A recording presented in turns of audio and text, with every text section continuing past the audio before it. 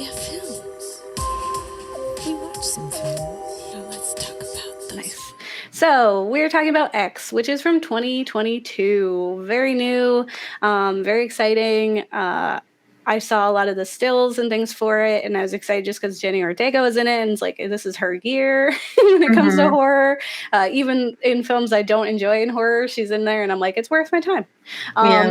So that was really exciting. There's also like Brittany Snow is in it, and I'll watch anything that she's in, which is really awesome as well. But X from 2022, here's what it is about. In 1979, a group of young filmmakers set out to make an adult film in rural Texas, but when their reclusive elderly hosts catch them in the act, the cast find themselves fighting for their lives, and it's directed by Ty West, who's done quite a lot of films, and I have not seen any of them. And I feel really bad because like they're really well known in the horror world and people really enjoy them. And I'm sorry, considering we watch like a horror film every week for the past, I don't know, 5 years. I still haven't seen them all. It's hard for us to make time for things just for enjoying. So I'm glad we got to watch something that they made. And I do plan to watch the other ones because I know people are really, really like them. Mm-hmm. I think one of the biggest things I enjoy is this quote that is told throughout the film. It keeps coming back up with Maxine Minks, one of the protagonists, where she says, "I will not accept a life I do not deserve." And I really enjoy that because there's a turning of that, right? Because it was taking back this terminology because it had a very specific need when it was first uttered, and that's like with this like religious televangelist, and then she takes it back to be an empowering phrase, which I thought was really exciting, and it's so much of like what this entire film is. So what happens in this film is that we start at the end, which is really exciting. We get this like faraway shot of a decrepit farmhouse that's coated in blood, and there's a swarm of troopers that drive up, and it's clear that something terrible has happened here, and there's no word of a survivor. So we just know that it's terrible. Yeah, we know it's gory. Happens. It's cool, right? What had happened was a team of young filmmakers seek out a secluded Texas farm to film their X-rated film, The Farmer's Daughters. And the producer, Wayne, who's played by Martin Henderson, has left his wife for upcoming star with the X Factor, Maxine Minks, played by Mia Goth. There's adult film star Bobby Lynn, which is Brittany Snow, and honestly, she stole the show. She was my favorite character in this. I was like, I want to spend all the time with Bobby Lynn. And she's looking for a good time alongside her sometimes boyfriend Jackson, who's played by Kid Cudi. And I didn't know that until I was doing research for this, because it didn't occur to me that person wasn't like an actor. Yeah. That's how like well he did. So when I read that, I was like, wait, no, and I had to look it up. So good job, Kid Cudi. More like adult Cudi, adult film star Cudi. And then behind the camera, driving the artistic direction of this art house porn flick, is RJ, played by Owen Campbell, and his girlfriend Lorraine, played by Jenny Ortega, is working the boom. So that's our crew of young people trying to make this foreign film, and they're going to make one that is different from all the other ones that exist, but also will profit off of it. They stop at this like gas station for snacks, and while they're there, there's this televangelist preaching on a little TV in this truly Southern sermon about the sinful new generation of humans corrupting all our good folk. And on their way to the rental house, they even encounter the tragic end of a cow. And Wayne says, "Just when you've escaped the slaughterhouse." And then Maxine also chimes in that she hates gore. Which is a very slasher film. It's very much like alluding to what is going to happen to them. It's like, you hate that? Haha, it's going to happen. Yeah. I got a chuckle out of that when she was like, "Oh, I hate gore." And I was like, well, I saw what that house looked like. So I know what's going to happen. When the crew arrive at their destination, they hide away in the van because Wayne has like essentially reserved this, and there's there hasn't been conversation about we're going to film a film and that this film is going to be X-rated. Like that never happened. It's just like, we want to rent your space. And so Wayne approaches the house and this man appears who's very old and unwell, and he is armed and threatening to Wayne, forgetting he had rented the property. Like clearly there's some memory issues. And then it was also like, I think Kat, you mentioned it too, was just like, imagine if it had been Jackson who was out there. Like, we don't want this man to see Jackson. I was very relieved that even taking place in 1979, that doesn't really happen. They didn't do that just for clout, right? Mm-hmm. Like they didn't harm him in that way. And I think that was very interesting.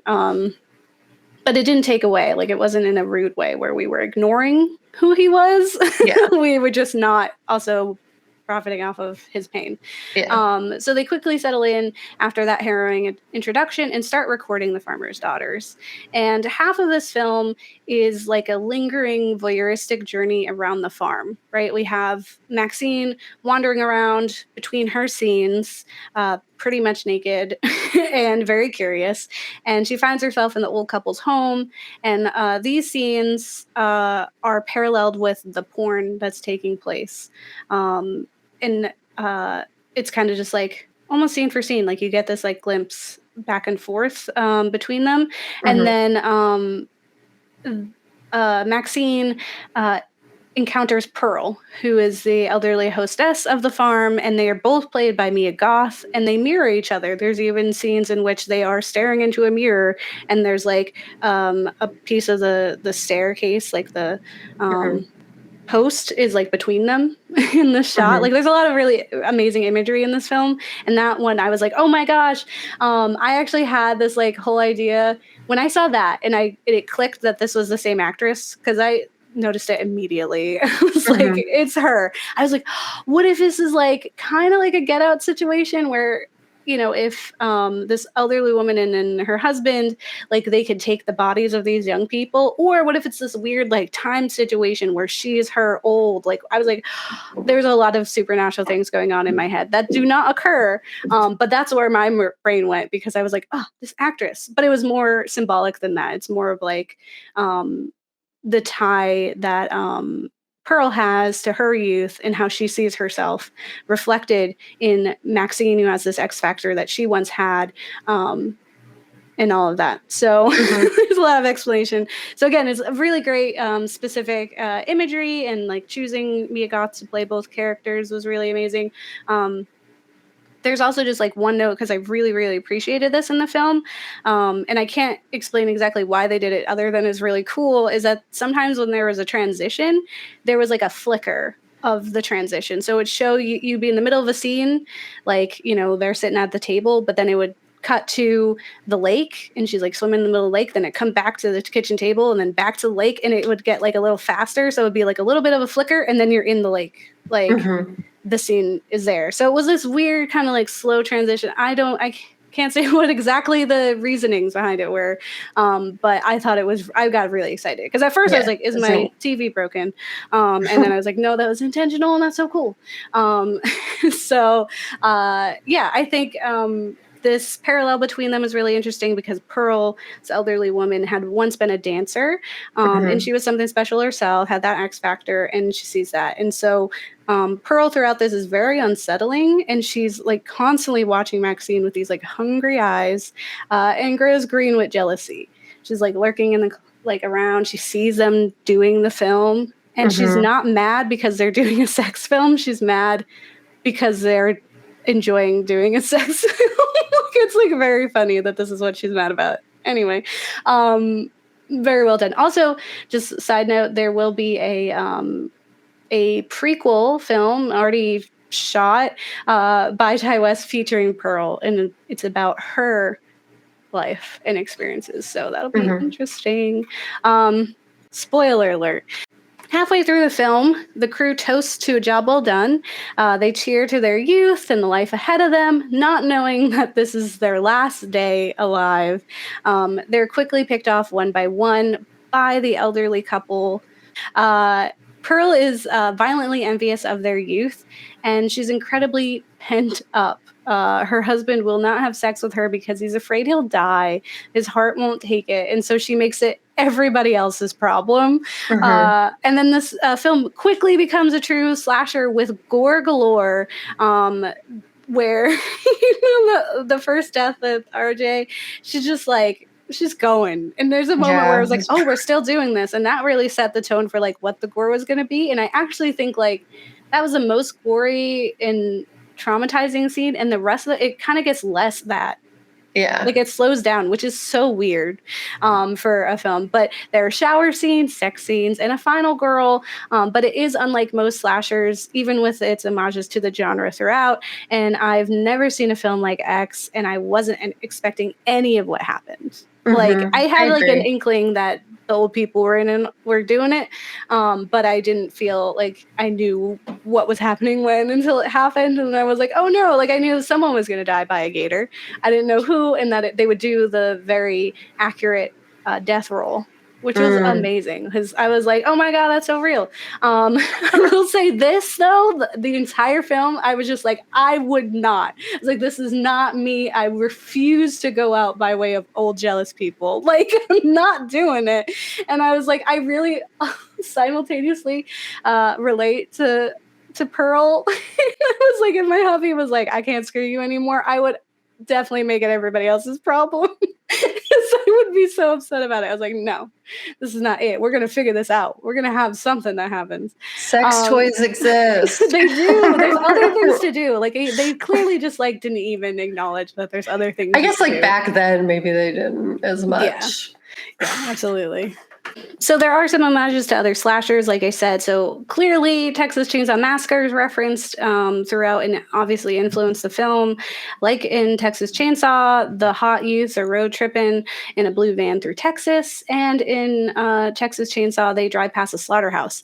But in X, this is where they encounter the cow, right? In Texas Chainsaw Massacre, there's this theme of economic despair that hangs over both our protagonists and our villains, which we also see in X, because there's these financial strains that led to the elderly couple needing to rent out their land, and it's also the same strain that drives this crew to film this specific film. In Creepy Catalog, titled X 2022 Major Themes and Easter Eggs, they explain that the horror movie Psycho from 1960 is explicitly mentioned in a discussion about adding Lorraine to the cast of the porn film. RJ claims that they can't just change the plot to add another character, while Lorraine reminds him that in one of his favorite films, Psycho, this is exactly what happens when Janet Leigh's character is suddenly and shockingly at the time killed off halfway through. This conversation happens about halfway through X, and indeed, the movie is about to undergo a major change from being about the production of a porn film to a straight slasher plot. I think the biggest thing that this film is about, besides the porn industry, is also just youth and aging. My subtitle for this section is Time is Fleetwood Mac, because they sing a Fleetwood Mac song. But what I found as the biggest takeaway for this film is the characters. So for a slasher film to have strong, independent, and good characters that are also sex positive and empowering is really impressive. It reminded me of Cabin in the Woods, where horror tropes were subverted, showing us how characters can be multifaceted. X goes a step further in turning a specific horror trope on its head, painting these sex-positive protagonists as good humans. Though they are filming a pornographic film, they treat it as art. And none of the sex scenes for Farmer's Daughter are abusive or problematic. Instead, they are professional and even playful at times, featuring a scene where Brittany Snow is laughing in the middle of intercourse because of comments that were made. And then the camera sees her laughing and she quickly goes back into character in the middle of coitus. So very fun. And the portrayal of sex in this film is refreshing. And for an industry with a sordid history of abusing femfolk, Farmer's Daughters is driven by the actresses. It is always with their lead and in consideration of their desires that the scenes take place. And the film itself is even soft. In fact, when I recommended this film to a friend and explained that they are shooting a pornographic film in it, he asked if there was like abusive scenes or if it was going to be honestly just really gross, and I was happy and surprised to say no. It was actually like that didn't even kind of occur. Like it was completely positive. You almost forgot that that's what they were doing. Like it was never portrayed as a bad thing or like a gross thing that's happening. Yeah, and so I think it's great that each character appreciates their youth and sexual desires, and it makes them a perfect antithesis to Pearl, who's an elderly woman who's denied her pleasures and is currently reconciling with her lost time. So this crew of beautiful X-Factor humans are full of history and kindness and truly undeserving of the deaths that they encounter, which is not something you often get with horror. X really steers away from the typical morale tales that we see in slashers of the time period that it's supposed to take place in. Like in Friday the 13th, we're given a group of evil teenagers who are so self-centered, they allow a young boy to drown. And they do not care about it and continue to have sex and do drugs despite that. And though Jason's mom is definitely the villain, there's a bit of sympathy for her. We're meant to leave knowing that their folly was being bad kids, having sex, and being careless. Whereas that's not what's happening in this film. So for each of these characters, they're also unique. So with Wayne, though he did leave his wife for Maxine, he's a really level-headed and professional person, and he didn't feel like a creep. Like who's like preying on young girls, at least in my opinion. He often serves as a voice of reason, giving insight and support while keeping this level head. And one of my favorite quotes and like Southern phrases that I heard in this film is by him, where he says, "I'm gonna tell you this because you ain't been 42, but I've been 28." I was like, that is such a great way to be like, I've been there, done that. And he doesn't want to work hard labor to make a living, and understands the severity of need this film holds over them, and is very like reasonable about it. In that article, Creepy Catalog, Stockton explains, one interesting aspect of X is that sexual elements usually reserved for female characters in horror are shared by both men and women. The character of Wayne is the focus of sexualized male nudity when he searches for RJ in the barn. RJ has a shower scene right after a conversation about Psycho, and Kid Cudi's character is slut-shamed by Howard right before he's murdered. So it's like, even though the sex scenes happening are with the women, that's like the professional part. All the parts that this film is sexualizing characters are through the men. like the women are just existing. Bobby Lynn, played by the ever-charming Brittany Snow, is charismatic and fun. She loves her youth and profiting off of perverted old men. She's also incredibly caring. In a moment before her death, she drapes her scarf over Pearl's shoulder, explaining that she takes care of the elderly and that she understands sometimes they get lost. And so she means to care for her. When Pearl attempts to shame her for existing, she snaps that it's not her fault that Pearl didn't live the life that she wanted. Like, it's not her fault that she's hot and young now.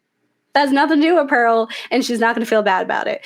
And she just never feels ashamed of her sexuality and desires. She loves her body, and she refuses to let anyone tell her otherwise. And she is the character who gets death rolled by the skater. And it was also subtle because we don't see her death being overly glorified either. It's just happening under the water. And I'd say most of all the female deaths seem to kind of be that. Like, we don't spend a lot of time on them the way that we do with all of the men. Jackson, played by Kid Cudi, is a strong, well-endowed veteran, and he is a free spirit who enjoys his life and never overpowers the women around him.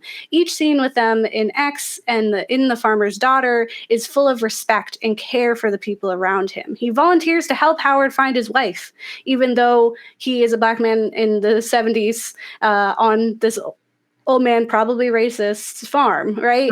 But he looks past that.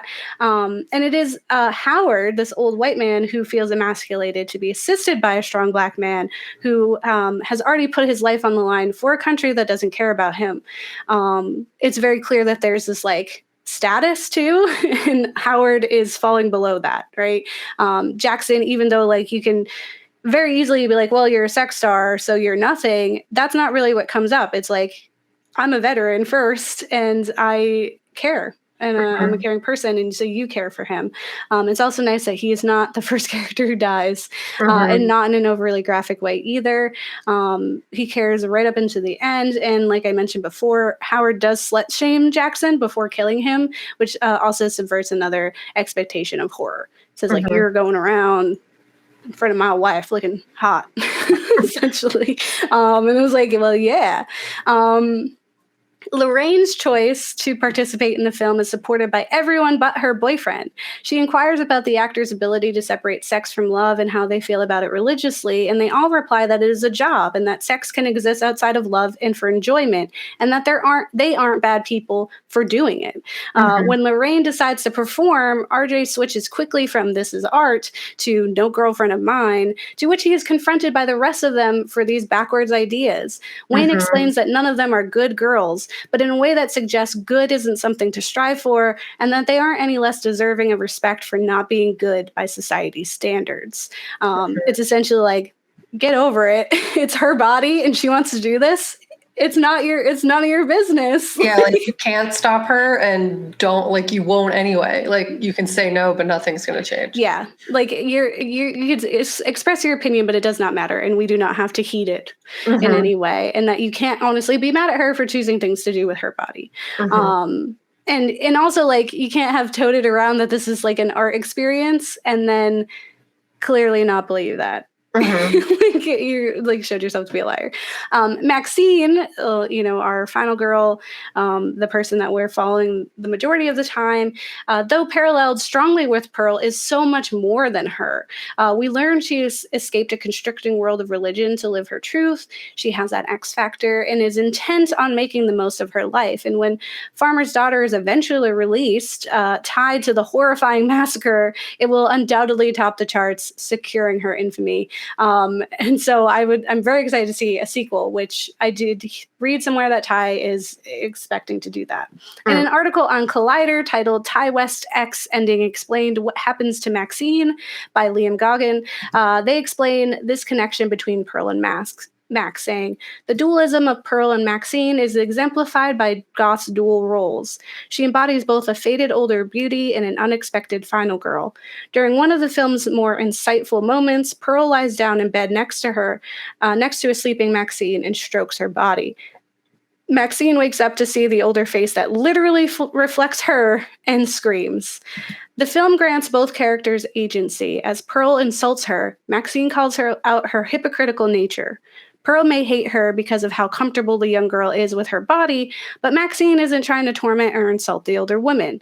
Throughout the film, she has felt empowered by the intimacy of the shoot and acted encouragingly of both Bobby Lynn and Lorraine. It's ironic that Pearl has objectified Maxine and despises her because of her confidence." Furthermore, the villain of the film expands past a horny old couple into an incredibly horny and repressed culture of religion, too. The televangelists preach throughout the film for redemption. They warn of the evil youths corrupting their own and serve as a through line in the film for Maxine. Pearl and Howard clearly watch the sermon regularly, and though they desire sex themselves, they are quick to villainize the crew for living freely a life they aren't allowed due to age and societal expectations. In the review Geek, titled X 2022 Movie Review, Striking Religious Parallelisms Elevates This Thrilling Slasher Writer, Allie Ham explains, "They spread the message of eternal life given to those who are not worthy, of suppressing one's true desires in order to be deserving of such life. And these religious ideals inform and enrich every subject of the film, particularly the divide between generations, between the sexually liberated and sexually repressed. It is not for shock value, then, that X focuses on sex and pornography, as these central themes are set compellingly against West's concept of oppressive religious theology, the true villain of the slasher horror." Also, just a note about the sex industry during the time this film takes place. So Wayne mentions Debbie Does Dallas in it, which was an incredibly popular porn film of the time about cheerleaders, and starred actress Bambi Woods. Not much is known about Bambi Woods, and there are many theories as to what happened to her. She went missing soon after the film premiered, and despite the mass appeal of the film, she didn't receive much pay. So some speculate that the mob was involved, and others think that she OD'd years later, and then others still just think she kind of went on with her life somewhere else. but it was just very interesting to me that like that's mentioned and that's a more representative understanding of what the porn industry was at that time. The little I do know about this era of sex filmmaking is thanks to the film Lovelace, starring Amanda Seyfried, about Linda Lovelace and the making of the film Deep Throat. The story it shows is a toxic, abusive, and tragic tale about a young woman manipulated, controlled, and harmed by this industry, and it is a stark contrast to what the film portrays, thankfully. Having the film take place during this period of time was intentional. As expressed in the horror films of the time, the sexual revolution was a controversial topic. There was an intense need for films in this industry, an interest in exploring sexuality, and a conflict against the current thoughts regarding morality. And in a Times article titled A Behind the Scenes Look at the Porn Industry in 1970 by Eliza Berman, they explain, as the business thrived, President Nixon became more determined to stifle it.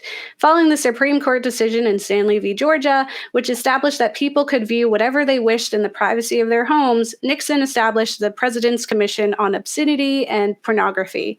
Despite the commission's finding that there was no evidence to suggest that pornography was harmful, Nixon urged the formation of a citizens' campaign against obscenity. So ridiculous.